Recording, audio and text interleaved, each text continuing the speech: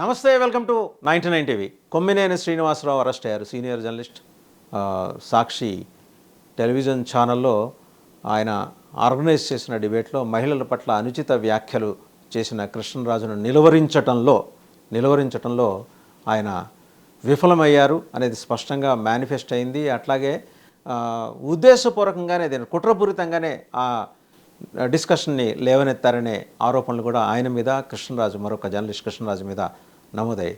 కృష్ణరాజు మీద రాష్ట్ర మహిళా కమిషన్ ఎస్సీ మహిళలు వెళ్ళి ఫిర్యాదు చేసిన తర్వాత అప్పుడు సుమోటోగా తీసుకుంటామని రాష్ట్ర మహిళా commission chairperson doctor Rayapati Sailaja చెప్పారు. సరే, ఏదైతేనే ప్రభుత్వం కూడా 2 కేసులు నమోదు చేసింది. మొత్తం ఏ సెక్షన్ల కింద అంటే, మహిళలపై అనుచిత వ్యాఖ్యలు చేసిన కేసులో కొమ్మినేని శ్రీనివాసరావు గారు, కృష్ణరాజు, అలాగే సాక్షి యాజమాన్యం మీద కూడా ఎఫ్ఐఆర్ నమోదైంది. సెక్షన్స్ 79, 196(1), 353(2), 299, 356(2), 61(1) BNS భారత న్యాయ సంహిత, అలాగే 67 IT act 2008, 3(1)U SC ST POA act సెక్షన్ల కింద కేసు నమోదు చేశారు. అండ్ ఎవరు ఎక్కడి నుంచి రిపోర్ట్ అంటే, ఎక్కడంటే తుళ్ళూరు పోలీస్ స్టేషన్లో రిపోర్టు ఎఫ్ఐఆర్ నమోదైంది. అండ్ 8వ తేదీన లిఖితపూర్వకంగా ఇచ్చారు. ఇచ్చిన వాళ్ళు ఎవరంటే, కంప్లైంట్ పేరు కంబంపాటి శిరీష గారు. వారిచ్చిన ఫిర్యాదు మేరకు ఈ ఎఫ్ఐఆర్ నమోదు చేసినట్టు పోలీసులు చెప్పారు. అండ్ సీరియల్ నెంబర్ 1కి వచ్చేప్పుడు వివిఆర్ కృష్ణరాజు, ఆయన సీరియల్ నెంబర్ 2 కొమ్మినేని శ్రీనివాసరావు. ఇది చాలా స్పష్టంగా కనిపిస్తుంది. సో సెక్షన్లు వచ్చేసినాయి. తుళ్ళూరు పోలీస్ స్టేషన్ కంబంపాటి శిరీష గారు అనే ఆవిడ ఇచ్చిన ఫిర్యాదు మేరకు తుళ్ళూరు పోలీస్ స్టేషన్లో ఇది నమోదైంది. నమోదైన తర్వాత ఇమీడియట్గా ఆయన్ని హైదరాబాద్ నుంచి అరెస్ట్ చేసి విజయవాడకి తీసుకెళ్లారు. బహుశా సాయంత్రం లోపల ఆయన అక్కడ చేరుకుంటారు. వైద్య పరీక్షల అనంతరం ఆయన్ని మరి అక్కడ పోలీస్ స్టేషన్కి తీసుకెళ్తారా, మరి కోర్టులో ప్రవేశపెడతారా ఏంటనేది అప్పుడు తెలుస్తుంది. ఇన్ఫ్యాక్ట్ 2-3 రోజులుగా ఆ సంభాషణ అంతా విన్నాం, ఆ డిస్కషన్ అంతా విన్నాం. మనం ఇక్కడ గమనించాల్సిన విషయం ఏంటంటే, కృష్ణరాజు గారు ప్రస్తావన చేసిన ఒక రిపోర్ట్, టైమ్స్ ఆఫ్ ఇండియాలో పబ్లిష్ అయిన ఒక రిపోర్ట్, అది ప్రస్తావన చేసింది కేవలం ఏంటంటే సెక్స్ వర్కర్స్ సంఖ్య ఏ రాష్ట్రాల్లో పెరుగుతూ వచ్చింది, అంతేగాని అమరావతి అనే మాట ఎక్కడా ప్రస్తావన రాలా. మరి ఎందుకు కృష్ణరాజు గారు అది ప్రస్తావన చేశారు?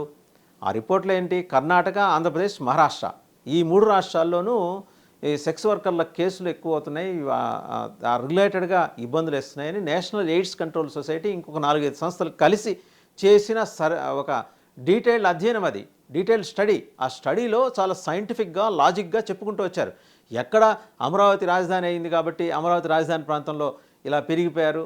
ఇప్పుడు ముఖ్యమంత్రి చంద్రబాబు నాయుడు గారు ఏమన్నారు, అమరావతి అనేది ఇంద్రుడి రాజధాని కాబట్టి దేవతల రాజధాని అన్నారు. అది ఒక ప్రొయాక్టివ్ అప్రోచ్.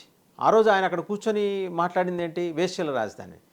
ఈయన నిలువరించే ప్రయత్నం చేశానని కొమ్మినేని శ్రీనివాసరావు గారు చెప్పుకున్నప్పటికీ, ఇలా మాట్లాడితే మనకి ఇబ్బందులు ఎదురవుతాయేమనే మాట దగ్గరే ఆగిపోయారు. ఆయన గట్టిగా నో కృష్ణరాజు గారు మీరు అలా మాట్లాడటానికి వీలు లేదు అని నిలువరించి ఉండుంటే ఇక్కడ దాకా వచ్చేది కాదు. అది అయిపోయింది.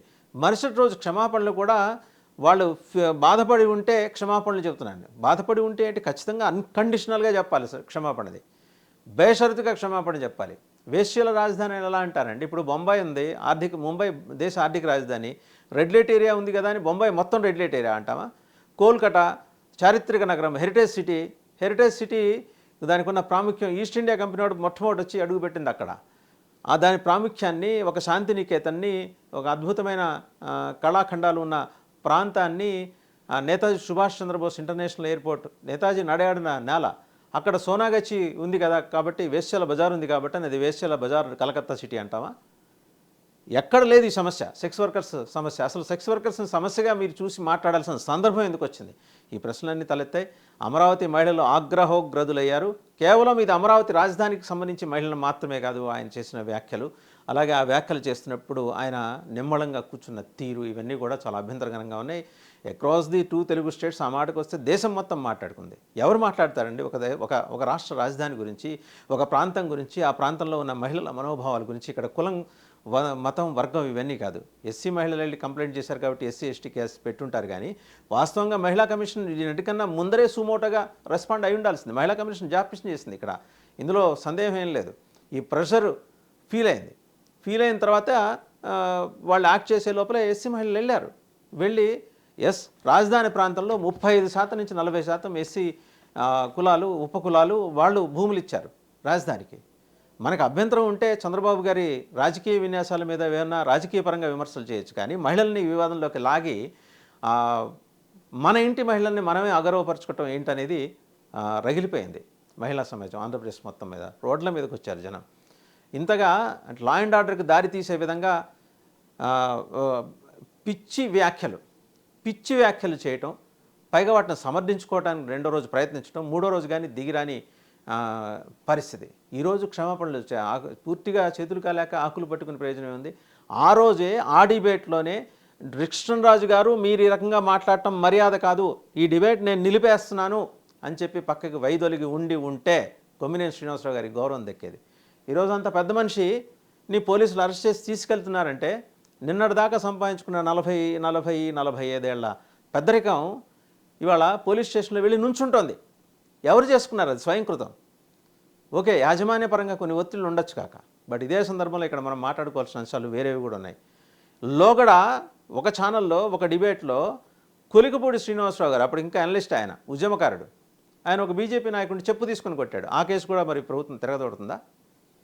తిరగతోడి మరి వాళ్ళ సొంత ఎమ్మెల్యే ఇవాళ దాని మీద ఏమన్నా అంటే మాకెవరూ కంప్లైంట్ ఇవ్వలేదు కదా అనొచ్చు. ఉద్యమాల సందర్భంగా భావావేశాలు రగిలినప్పుడు మర్యాదపూర్వకంగా విమర్శించుకోవటం, సభ్యతతోటి వ్యవహరించడం అనేది ప్యానల్లో కూర్చునే వాళ్ళు అలవాటు చేసుకోవాల్సిన అంశాలు. నిలువరించే ప్రయత్నం ఆ రోజు అక్కడ ప్యానల్ ఆర్గనైజ్ చేస్తున్న ప్రజెంటర్ చేస్తున్నప్పటికీ కూడా చెప్పు తీసుకుని కొట్టాడు. దాన్ని ఎలా చూడాలి? అలాగే రోజా గారిని లకారాలతో తిట్టారు ఇప్పుడు ఒక ఎమ్మెల్యే. అలాగే అప్పటి హోంమంత్రిని అప్పటి ప్రతిపక్షంలో ఉన్న ఇప్పటి స్పీకర్ మాట్లాడారు. ఇవన్నీ కూడా తీస్తారా ఇప్పుడు ప్రభుత్వం? అడుగుతారు, సమాజం అడుగుతుంది, నెటిజన్స్. ఇప్పుడు కొమ్మినేని అరెస్ట్ విషయంలో అందరూ ప్రభుత్వం వెనకాలే ఉన్నారు.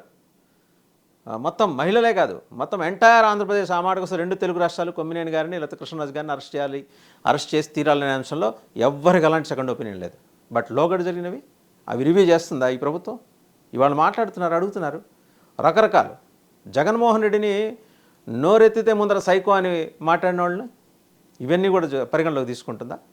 ఈరోజు ఇది చేయటం పూర్తిగా సహేతుకం, 100కి 500% సమర్థనీయం. మరి అవన్నీ కూడా జనం క్వశ్చన్ చేస్తున్నారు కదా. మరి వాటికి మీ దగ్గర సమాధానమే ఉంటుంది. కూటమి ప్రభుత్వాన్ని netizens already they started asking. వీటికి కూడా ప్రభుత్వం సమాధానం చెప్పాలి. హోంమంత్రి మాట్లాడారు, భారతమ్మ విజయమ్మ అని పిలుస్తారు, మరి మీ నాన్నలకి వాళ్ళు ఏమవుతారని. దాన్నే ఉంటారు. అది కూడా మరి ఆ వీడియో కూడా బ్రహ్మాండంగా సోషల్ మీడియాలో సర్క్యులేట్ అవుతుంది. ఆ క్లిప్పింగ్ కూడా చూడొచ్చు కావాలంటే. అరే నేను మాట్లాడతా, విజయలక్ష్మి గారిని ఏమని పిలుస్తారమ్మా అందరూను? విజయమ్మ.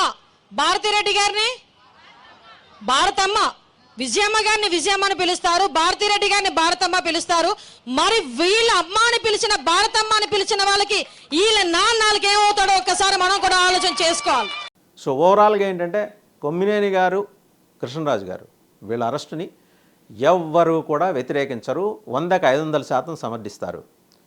కొంచెం ఒళ్ళు దగ్గర పెట్టుకొని మాట్లాడాలి, సంయమనంతో మాట్లాడాలి. మాట్లాడిన తర్వాతే ఇలాంటి వ్యవహారాలకి ఒక కంక్లూషన్ వస్తుంది. ఆ రోజు ఆయన నిలువరించి ఉంటే ఈరోజు ఇక్కడ దాకా వచ్చి ఉండేది కాదు. చూద్దాం సబ్సిక్వెంట్గా ఎలాంటి పరిణామాలు చోటు చేసుకుంటాయి.